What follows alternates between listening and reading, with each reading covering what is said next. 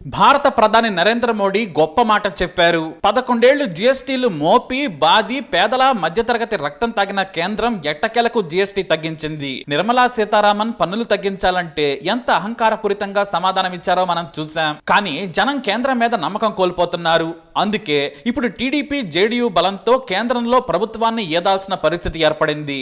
ఇలానే ఐసీయూలోని శవాలకు, రోగాలతో తెచ్చేవారి మందులు, గదులు, ట్రీట్మెంట్ మీద కూడా జీఎస్టీ విధిస్తే జనం భూస్థాపితం చేస్తారని భయపడ్డారు. అందుకే దానికి సంస్కరణలు అని పేరు పెట్టి చివరకు జీఎస్టీ కొంతమేర తగ్గించారు. ఎక్కడ కూడా షరతులు వర్తిస్తాయి. మీరు ముందే సంకలు గుద్దుకోవద్దు. ఎవరైనా సంకలు గుద్దుకుని స్టేటస్ లో పెట్టుకుని మురిసిపోతే ఏం చేయలేం. ఇప్పటి వరకు ఉన్న 12-18% స్లాబ్లను తొలగించారు. 5%, 18% స్లాబులు మాత్రమే కొనసాగిస్తామని చెప్పారు. కానీ విలాస వస్తువుల మీద 40% స్లాబ్ ఉంది. అది పేదలకు ఉపయోగపడని విషయం అనుకుని మనం కూడా వదిలేద్దాం. ఎందుకంటే ధనికుల మీద ఎంత ట్యాక్స్ బాధినా పర్వాలేదు. మరి జీఎస్టీ లేని వాటిని చూద్దాం. వ్యక్తిగత, జీవిత, టర్మ్ సహా అన్ని పాలసీల మీద ఇక జీరో జీఎస్టీ. ఇప్పటి వరకు ఇన్సూరెన్స్ పాలసీల మీద 18% జీఎస్టీ కట్టించుకుని రక్తం తాగేశారు. మధ్య తరగతి జనం లక్షల్లో గత కొన్నేళ్లుగా ఒక్కో కుటుంబం పన్నే కట్టింది. దాన్ని ఇప్పుడు 0 చేశారు. కానీ ఇది పూర్తిగా తగ్గుతుందనుకోవద్దు. ఎందుకంటే ఇదే పన్ను స్లాబ్ లో బీమా కంపెనీలు ఇన్పుట్ ట్యాక్స్ క్రెడిట్ కావడం లేదని చెబుతున్నాయి. దీంతో చివరకు ఆఫీసు అద్దెలు, బీమాలు అందించే కస్టమర్ సర్వీసుల మీద కనీసం 18%లో 5% బాది, చివరకు 15% వరకు అందించవచ్చు. మరి టర్మ్ ఆ మాత్రం ఇచ్చినా బెటరే. ఇక పిల్లలు వాడుకునే పెన్సిళ్లు, నోట్ బుక్స్, చిన్న మ్యాప్స్, ఎక్సర్సైజ్ బుక్స్ పై 12% ఉండేది. చివరకు దీన్ని 0 చేశారు. షార్ప్నర్స్ మీద 5% పన్ను బాధేవారు. అది కూడా విమర్శలు రావడంతో 0 చేశారు. 18% నుంచి 5% జీఎస్టీకి వచ్చే వాటిలో సబ్బులు, టూత్ పేస్టులు, బ్రష్లు, షేవింగ్ క్రీములు, హెయిర్ ఆయిల్ ఉన్నాయి. బటర్, చీజ్, డైరీ పదార్థాలపై 12 నుంచి 5%కి తగ్గించారు. చిన్నపిల్లల ఫీడింగ్ కు వాడే ఫీడింగ్ బాటిల్స్, నాప్కిన్లు, డైపర్స్ మీద కూడా 12% నుంచి 5% పన్ను విధించనున్నారు. ఇక గతంలో ట్రాక్టర్ టైర్లు, వ్యవసాయ పనిముట్లను కూడా వదలలేదు. చివరకు వాటిని కూడా 18 నుండి 5%కి తగ్గించారు. ఇక మిక్చర్లు సహా ఇతర వాటిపై కూడా జీఎస్టీ 5%కి తగ్గింది. అయితే ఈ తగ్గింపును జనాలకు ఇస్తారా, లేదంటే కంపెనీలు మళ్లీ రేట్లు పెంచి బాదుతాయా అనేదైతే తెలియాలి. ఎందుకంటే మన దేశంలో ఉన్న దోపిడీ ఎక్కడా ఉండదు కదా. మధ్యతరగతికి కొంతమేర జీఎస్టీ కౌన్సిల్ ఉపశమనం కలిగింది. అది కూడా కొంతేనని గుర్తుంచుకోవాలి. సిమెంట్ మీద జీఎస్టీ 28 నుంచి 18%కి తగ్గించారు. కానీ ఆల్రెడీ సిమెంట్ కంపెనీలు రేట్లు పెంచుకునేందుకు కూడబలుక్కున్నాయి. వీటిపై కేంద్రం నిఘా పెట్టాలి. లేదంటే తగ్గించినా ప్రజలకు అందవు.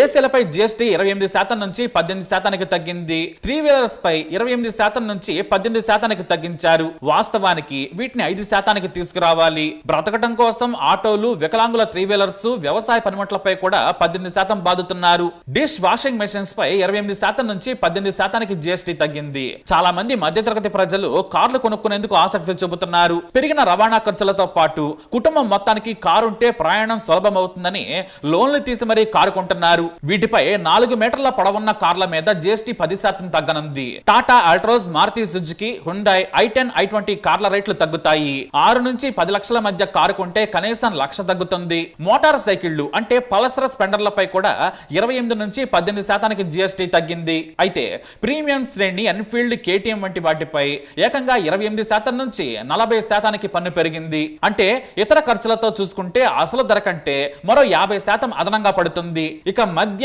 భారీ ఎస్యూవీలపై కూడా పన్ను 40% వేసి బాధింది కేంద్రం. అయితే విద్యుత్ వాహనాలపై మాత్రం 5% జీఎస్టీనే కొనసాగించడం విశేషం. 1200cc దాటిన పెట్రోల్, 1500cc దాటిన డీజిల్ కార్లపై 40% పన్నుంటుంది. అంటే వినియోగదారులకు మోత మోగిపోతుంది. ఇక పాన్ మసాలా, సిగరెట్, గుట్కా, పొగాకు ఉత్పత్తులు, ఫ్రూట్ జ్యూస్ కాకుండా నాన్ ఆల్కహాలిక్ బెవరేజెస్ పై 40% జీఎస్టీకి పెంచారు. అంటే అనారోగ్యకమైనటువంటి వాటిపై భారీగా పన్ను విధించి జీఎస్టీ పోటు వేసింది కేంద్రం. అయితే మొత్తంగా నిత్యావసర వస్తువులు, పేదలు, మధ్యతరగతి ప్రజలు వాడే వాటిపై జీఎస్టీ తగ్గించారని చెప్పొచ్చు. మనం పైన చెప్పుకున్నవి కాకుండా నెయ్యి, కండెన్స్డ్ మిల్క్, పన్నీర్, పిజ్జాల రేట్లు తగ్గాయి.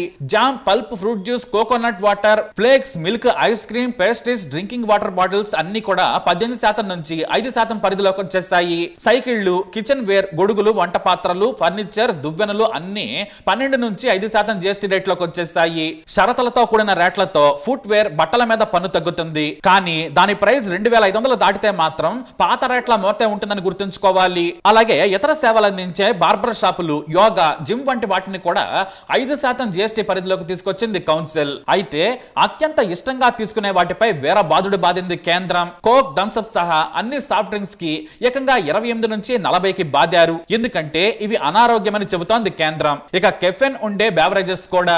సింపుల్ గా చెప్పాలంటే షుగర్ యాడ్ చేసే పానీయాలన్నీ ఇక కాస్ట్లీ అన్నమాట. అయితే 5% పరిధిలో ఉన్న వాటిలో కూడా కొన్నింటి ధరలు 2500 దాటిన వారికి పాత పన్ను విధానమే ఉంటుంది. కాబట్టి చూసి తీసుకోవాలి. ఉదాహరణకి బట్టలు, చెప్పులు ప్రీమియం బ్రాండ్స్ కి వెళితే పాత పన్ను బాధుడే ఉంటుంది. కాబట్టి ఇలా షరతులు కనిపించకుండా ఉంటాయి. కానీ చాలా వరకు రెగ్యులర్ గా వాడే నిత్యావసర వస్తువులకు ఉపశమనమే అని చెప్పొచ్చు. కానీ ఇలా తగ్గించడం ఇప్పుడు గొప్ప అంటే ఏమో. ఎందుకంటే రేట్లు పెంచి 10 ఏళ్ల తర్వాత తగ్గించడం గొప్ప కాదు. జనం నుంచి విమర్శలు, సోషల్ మీడియాలో ప్రశ్నలు సంధిస్తూ ఉండడంతో దిగిరాక తప్పలేదు. పైగా ఇది గొప్ప కార్యమన్నట్లుగా మాట్లాడుతున్నారు. చాలా మంది కేంద్ర మంత్రులు, బీజేపీ కార్యకర్తలు మంచి చెడు విశ్లేషించుకొని మాట్లాడకుండా గుడ్డిగా ఫాలో అయిపోతున్నారు. దాదాపుగా 10 ఏళ్లకు పైగా జీఎస్టీలు కడుతూ ఉన్నాం. ఆ పోయిన డబ్బు వెనక్కి వస్తుందా అంటే రాదు. సరే, ఇక నుంచైనా మంచి జరుగుతుందా అంటే చూద్దాం. దసరా, దీపావళి సందర్భాల్లో చాలా ఆఫర్లు చూస్తుంటాం. కానీ అసలైన ధర 100 ఉంటే 150 రూపాయల ధర పెంచి మళ్ళీ 100 రూపాయలకి అంటగడతాయి షాపులు. ఇక ఇంకొంతమంది అయితే 100 రూపాయల వస్తువును 200 చేసేస్తారు. దాన్ని 150 రూపాయలకు అమ్ముతారు. ఇదో లెక్క. సరిగ్గా ఇదే మన దేశంలో నడుస్తోంది. జీఎస్టీ రేట్లను భారీగా పెంచి దోచుకొని చివరకు తగ్గించడానికి సంస్కరణలు అనే పేరు పెట్టేశారు. పైగా ఇది వృద్ధి ఆధారిత నిర్ణయం అంటారు. మరి ఎన్నాళ్ళు వృద్ధిని అడ్డుకున్నారా? ఏదేమైనా కూడా ఇన్నేళ్లు పెన్సిళ్లు, ఎరేజర్ల మీద పన్నులు బాధి దోచేసుకున్నారు మన దేశ భక్తులు. గత ఎన్నికల్లో మెజారిటీ పూర్తిగా వచ్చుంటే పన్నులు తగ్గించేవారు కాదు. జనాగ్రహాన్ని గ్రహించిన కేంద్రం వచ్చే ఎన్నికల్లో ఓటమి తప్పదన్న భయంతో తగ్గించారు. కానీ ఇంకా తగ్గించాలి. ఈ సంస్కరణలు సరిపోవనేది వాస్తవం. ఎందుకంటే మధ్యతరగతి, ఎగువ మధ్యతరగతి ప్రజల జీవన విధానం మారింది. ఉదాహరణకు ఇంటర్మీడియట్ తీసుకుంటే ఫీజుల మీద 18% పన్ను కట్టాలి. అప్పులు చేసి మరీ నారాయణ, శ్రీ చైతన్య కాలేజీల్లో చేర్పిస్తున్నారు. వాటికి పన్ను ఉంటుంది. చివరకు ఆన్లైన్ కోర్సులకు కూడా 18% పన్ను వసూలు చేస్తున్నారు. వొకేషనల్ ట్రైనింగ్స్ ని కూడా వదిలిపెట్టడం లేదు. దానికి కూడా 18% పన్ను విధించడం దారుణం. విద్య, వైద్యం, వ్యవసాయం మీద పన్నులు పూర్తిగా ఎత్తేయాలి. లైఫ్ సేవింగ్ మెడిసిన్స్ పై పూర్తిగా పన్ను ఎత్తేసింది కేంద్రం. మొన్నటి వరకు బీపీ, షుగర్ మెషిన్ల మీద 12% ఉండే పన్ను 5%కి తగ్గించారు. ఇది శుభ పరిణామం అని చెప్పొచ్చు. కానీ ఇతర మెడిసిన్స్ మీద పన్నులు కొనసాగుతున్నాయి. వాటి వివరాలను మాత్రం కేంద్రం చెప్పలేదు. కేవలం లైఫ్ సేవింగ్స్ డ్రగ్స్ మీద మాత్రమే పన్ను తగ్గింది. ఉదాహరణకి ప్రతి ఇంట్లో జెండు బాంబ్ ఖచ్చితంగా ఉంటుంది. పేదలైనా సరే వాడుతారు. దీని మీద 12% కొనసాగుతూ ఉంది. ఇలాంటి వాటి మీద పన్ను తగ్గించాలి. అయితే కామన్ గా వాడే మందులపై 5% పన్ను కొనసాగుతుందని కేంద్రం స్పష్టం చేసింది. ఇది కాస్త ఉపశమనం కలిగించేదే. కానీ ఇంకా తగ్గించాల్సిన వాటి మీద తగ్గిస్తే బాగుంటుందనేది వాస్తవం. ఏదేమైనా 10 ఏళ్ల నుండి భారీగా పన్నులు వసూలు చేశారు. ప్రస్తుతానికి ఇది మాత్రం పేద, మధ్యతరగతి ప్రజలకు కొంతమేర డబ్బు మిగిల్చే నిర్ణయం అనేది కూడా వాస్తవం. గుడ్డిలో మెల్ల మాదిరిగా మనం స్వాగతిద్దాం. మనం కూడా భారీ పన్నుల బాధుడును ఎప్పటికప్పుడు ప్రభుత్వాలను నిలదీయాలి. మరి మీరేమంటారు? మీ అభిప్రాయాన్ని కమెంట్ ద్వారా తెలియజేయండి. ఈ వీడియోపై అప్డేట్స్ కోసం మై ఛానల్ ఫాలో అవ్వండి. అలాగే తప్పకుండా సబ్స్క్రైబ్ చేసుకోండి.